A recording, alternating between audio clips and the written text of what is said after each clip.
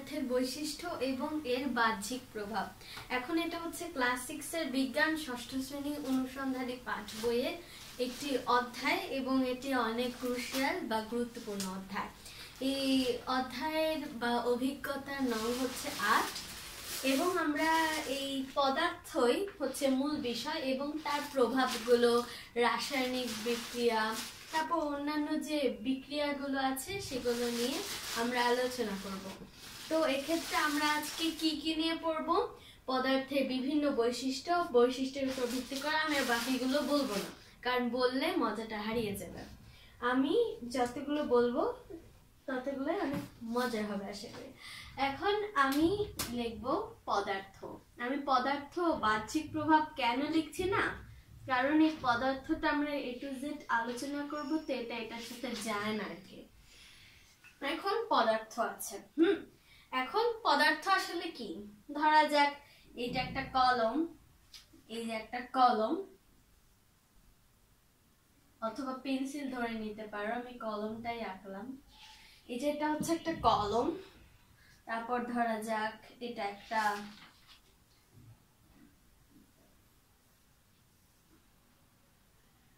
একটা বই, অথবা তোমাদের ইংলিশ বই অথবা বিজ্ঞান বই, যাই বলো, এগুলো হচ্ছে আসলে সবগুলোই পদার্থ। এখন পদার্থ কি না কি আমরা সেটা বুঝবো, মানে আমাদের চারপাশে যা আছে তা হচ্ছে বস্তু, জিনিস বা পদার্থ। এটাকে বিজ্ঞানের ভাষায় আমরা পদার্থ বলি, বাট সাধারণ ভাষায় আমরা এটাকে জিনিস বা বস্তুও বলি না, আসলে আমরা জিনিসই বলি। এখন আমরা তো বুঝলাম পদার্থ সাধারণ ভাষায় আসলে কি, তাই না? এখন আমরা জানবো পদার্থ কি হলে পদার্থ হবে। এমন জিনিস কিন্তু আছে খুব কম যেগুলো আসলে কিন্তু পদার্থ না। হ্যাঁ, তো পদার্থ কি হলে হবে? আমি পদার্থের দুইটা বৈশিষ্ট্য আমি তুলে ধরার চেষ্টা করব। এক হচ্ছে পদার্থ স্থান দখল করে, হ্যাঁ, আর এটার ভর আছে।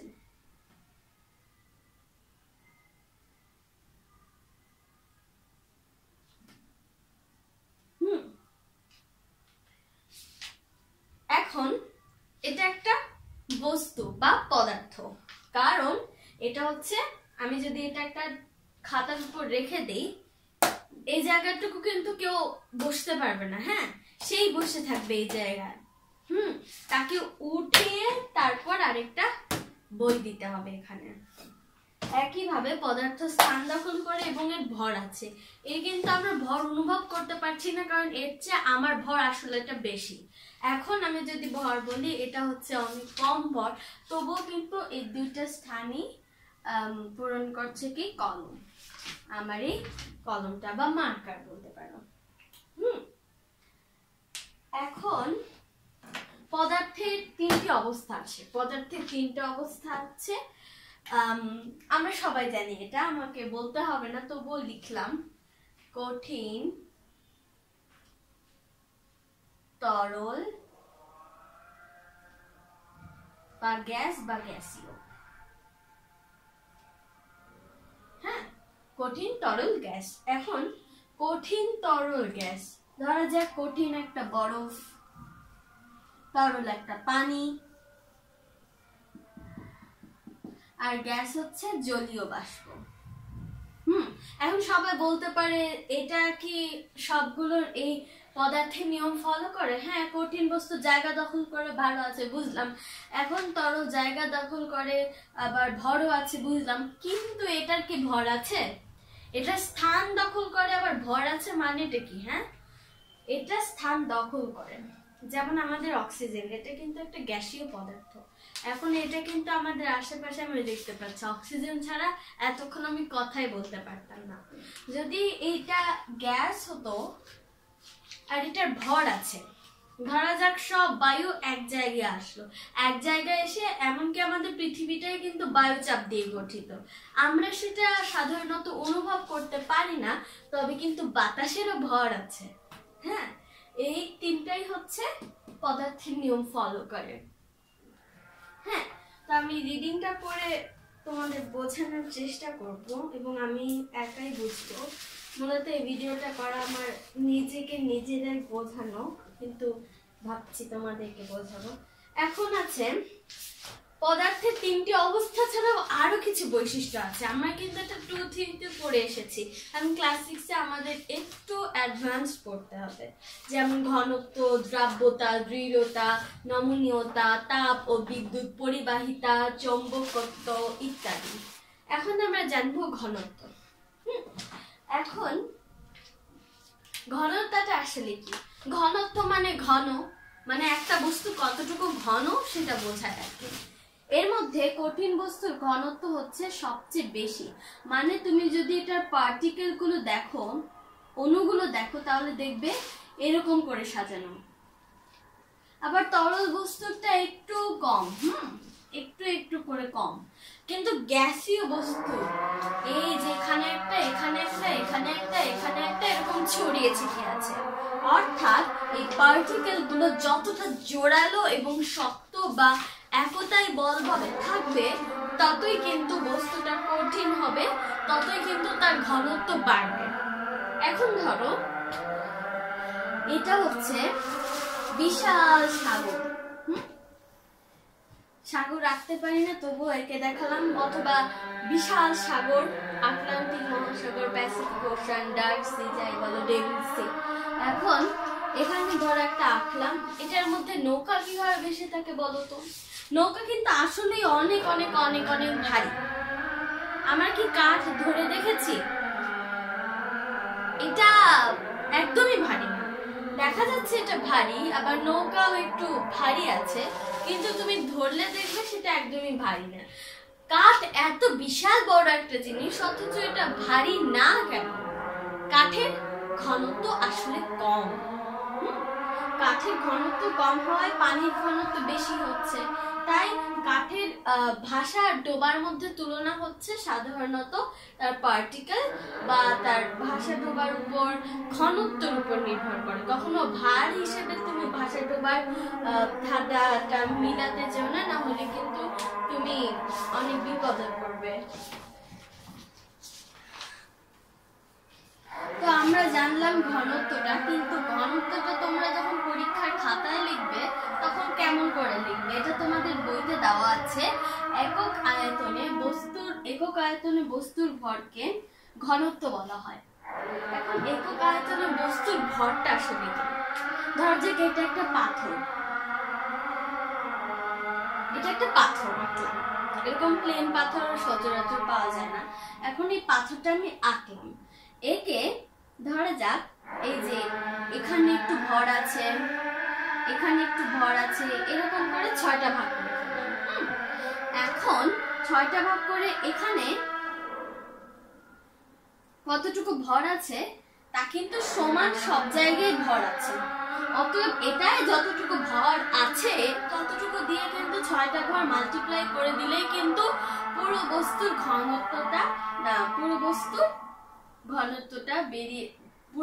ভরটা বেরিয়ে যাচ্ছে। সরি, পুরো বস্তুর ভর বেরিয়ে যাচ্ছে। কিন্তু আমি যে একটুখানি গবেষণা করে দিচ্ছি এটার ভর কত, ততটুকুই কিন্তু আসলে ঘনত্ব হয়। এজন্য ঘনত্ব আর ভর অনেকে গুলিয়ে ফেলে, কিন্তু ঘনত্ব হচ্ছে কতটুকু ঘন আর ভর হচ্ছে কতটুকু ভারী। যতটুকু ঘনত্ব হবে ততটুকুই কিন্তু ভার তত বেশি হবে। যারা এই বস্তুটার ঘনত্ব অনেক অনেক কম, তাই আমি এটাকে যা খুশি তাই করতে পারছি। আবার একটা পলিথিন বা এই কার্ডের ঘনত্ব অনেক কম, এই কার্ডটা আমি ফেলে দিতে পারছি, তাই তো? এখন এটা ঘনত্ব আর ঘনত্ব সমান সমান ভর, অর্থাৎ ঘনত্ব যতটুকু হবে ভর তাই হবে। তাছাড়া ঘনত্ব যদি তুমি অনেক থিওরি দিয়ে বোঝাতে চাও সেটা কোনো লাভ হবে না। অর্থাৎ একক আয়তনে বস্তুর ভরকে ঘনত্ব বলা হয়।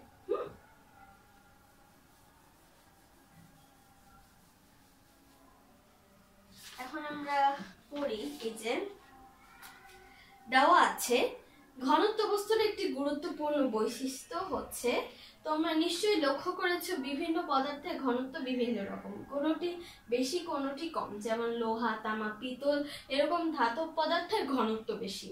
কাঠ বা প্লাস্টিকের ঘনত্ব তার তুলনায় কম এবং বাতাসের ঘনত্ব সবচেয়ে কম। এটা আমি আলোচনা করেছি। তবে এই লোহা, তামা থেকে একদম তোমাদের বইয়ের সবচেয়ে কম পর্যন্ত দাগিয়ে রাখো, কারণ এটা আমি বেশিরভাগ পরীক্ষায় পেয়েছিলাম আসলে, যে কোনগুলো ধাতব পদার্থের ঘনত্ব বেশি আর কোনগুলো অধাতু এবং তাদের ঘনত্ব কি কম না বেশি, আর কোনটা সবচেয়ে কম ঘনত্বের, এরকম উদাহরণ দিতে বলেছিল। হ্যাঁ, এখন আমি এটা বলতে পারি লোহা, তামা, পিতল এসব হচ্ছে ধাতু এবং এই ধাতুর ঘনত্ব বেশি হয়। কাঠ, প্লাস্টিক, কয়লা, কার্বন এগুলো হচ্ছে অধাতু বা একটু কম, কিন্তু বাতাসের ঘনত্ব অনেক অনেক কম, কারণ এগুলোর জোড়া দেওয়া পার্টিকেল গুলো ভালো না, মানে এদিক ওদিক ছড়িয়ে আছে। এখন আমরা পড়বো দ্রাব্যতা। দ্রাব্যতা আমরা কিন্তু অনেকে পড়েছি দ্রব্য, কিন্তু দ্রাব্যতাটা পড়িনি। দ্রাব্যতাটা তুমি যদি একটু সায়েন্স রিলেটেড ভিডিও দেখে থাকো ইউটিউবে বা অন্য কোনো জায়গায়, তুমি দ্রাব্যটা আসলেই জানো। আর যারা জানছে না তাদেরকে বলে দিচ্ছি। ধরা যাক তুমি একটা পানিতে, ধরো তুমি লেবুর শরবত বানাবা। এখন তোমার কাছে লেবু আছে, এই যে ধরা যাক এটা হচ্ছে কিছু আধা টুকরা লেবু, আর তোমার কাছে আছে চিনি। চামচ দিয়ে চিনি উঠালাম, এটা হচ্ছে চিনি।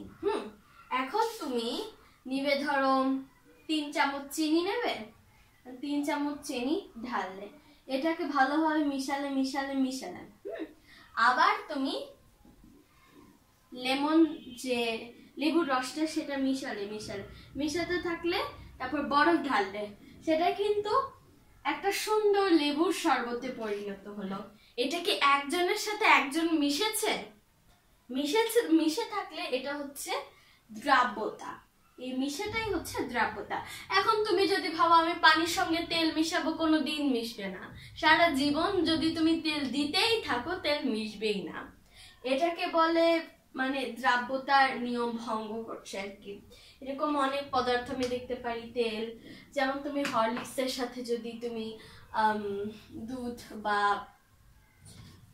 পানি মেশাও তাহলে কিন্তু এটা কাজ করবে, কিন্তু যদি তেলের সাথে হরলিক্স মেশাও তারপর পানি ঢালো, সেটা কিন্তু কাজ হবে না। নয় তেলের সাথে হরলিক্স মিশে যাবে, নয় হরলিক্সের সাথে পানি মিশে যাবে। এরকম অনেক ঘটনা ঘটতে দেখা যায় আসলে। আমরা আছে এই যে পদার্থের আরো একটি গুরুত্বপূর্ণ বৈশিষ্ট্য হচ্ছে দ্রাব্যতা, যে বিষয়টি সম্পর্কে তোমরা পরবর্তীতে বিস্তারিত জানতে পারবে। উদাহরণ দেওয়ার জন্য বলা যায় লবণ পানিতে দ্রবীভূত হয়, কিন্তু তেলে সহজে দ্রবীভূত হয় না, এটা বলেছি। আবার নেইল পলিশ পানিতে দ্রবীভূত হয় না, কিন্তু অ্যাসিটনে খুব সহজে দ্রবীভূত হয়, কারণ নেইল পলিশ বানানোই হয় অ্যাসিটনে দিয়ে, তাই না?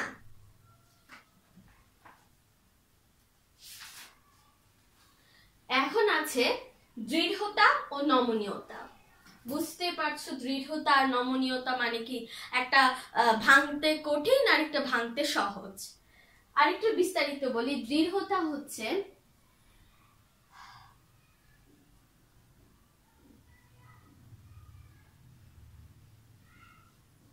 দৃঢ়তা। এখন দৃঢ়তা আসলে কি? দৃঢ়তা হচ্ছে, ধরো এই কলমটাকে আমি, মার্কারটাকে আমি ভেঙে ফেলবো, আমি কি পারবো ভেঙে ফেলতে? পারবো না তো, কারণ এটা খুবই দৃঢ়। আমি যদি এটা আগুনে দিই তাহলে পারবো, আবার যদি চাকু দিয়ে কাটতে যাই তবুও হয়তো পারবো না, আমাকে আগুন দিয়ে এটা গলিয়ে ফেলতে হবে। কিন্তু এটা হচ্ছে দৃঢ়তা। আমি কি কাঠকে গলিয়ে ফেলতে পারবো? কাঠকে আমি আগুন দিয়ে পুড়িয়ে ফেলতে পারবো, তাই না? এখন প্রত্যেক বস্তুই কিন্তু অবশেষ আছে, শেষ আছে। হ্যাঁ, এখন দৃঢ়তা হচ্ছে তাই, মানে যা সহজে ভাঙে না। আবার নমনীয়তা দেখবা যে, যেমন একটা ধাতব চাবি, ধরো তোমার কাছে একটা ধাতব চাবি আছে, সেটা কি দৃঢ় না নমনীয়? এটা অবশ্যই দৃঢ় হবে। আবার ধরো একটা গাছ, এই গাছকে ডালপালা কি নমনীয়? অনেক সময় দেখা যায় আমরা যদি বলি বট গাছ, তারপর আম জাম যেগুলো বড় হয় অনেক, কিন্তু হাসনা হেনা দোলন চাপা, তারপর গোলাপ ফুল, এগুলো তো আমি গোলাপ ফুল ধরতেই পারবো না। গোলাপ ফুল এই যে এটা হচ্ছে নমনীয়তা, যা সহজে ভাঙা যায়, যা সহজে ভাঙা যায় না। এখন অনেকে বলতে পারে আমি বইয়ে কিভাবে লিখবো, কারণ বইয়ে এক্স্যাক্টলি কিন্তু এভাবে বর্ণনা করতে দেয় না। বর্ণনা করে ধরো তুমি 2 মার্কের জায়গায় 4 মার্কের উত্তর লিখলে তোমাকে ওরা নাম্বার দেবে না পুরোটা। এখন দেখো, যখন তুমি বিভিন্ন বস্তুর হাত দিয়ে চাপ দেবে তখন দেখতে পাবে সেগুলোর মধ্যে কিছু সহজে সংকুচিত হয়ে আছে, কিন্তু কিছু খুবই শক্ত যেগুলোকে সহজে সংকুচিত করা যাচ্ছে না। এই সংকোচন ধর্মের মাধ্যমে আমরা বলি কোনো পদার্থ নরম, কোনোটা শক্ত, কোনোটা নমনীয়, কোনোটি আবার অনমনীয়। হ্যাঁ, তো এটুকু আমরা পড়বো। নিচে একটা কাজ দেওয়া আছে, তোমরা সেই কাজটা বাসায় করে নেবে। আমি এটা আর বলবো না। এখন আরেকটা আছে তাপ ও বিদ্যুৎ পরিবাহিতা। তাপ আর বিদ্যুৎ অনেকেই জানে, যাদের বাসায়, সবার বাসায় এখন বিদ্যুৎ আছে। তাপ বিদ্যুতের বিষয়ে সবার বাসায় এখন চুলা আছে, ম্যাজিক চুলা আছে, তারপর ওভেন আছে। তাপ আর বিদ্যুতের বিষয়ে তো সবাই জানবে, তবুও বলি তাপ ও বিদ্যুৎ পরিবাহিতা আসলে কিভাবে হয়। তাপ আর বিদ্যুৎ পরিবাহিতা, ধরো আমি একটা তার নিলাম, এটা কি প্লাস্টিকের তার? আমরা আসলে দেখি এটা প্লাস্টিকের তার, এটা প্লাস্টিক দিয়ে মোড়ানো। এটা প্লাস্টিক দিয়ে মোড়ানো এইভাবে, কিন্তু ভেতরে যে তারটা আসে এটা কি দিয়ে বানানো জানো? এগুলো তামা দিয়ে বানানো। আসলে সোনা রূপাও বিদ্যুৎ পরিবহন করতে পারে, কারণ 3টি জিনিসই হচ্ছে ধাতু।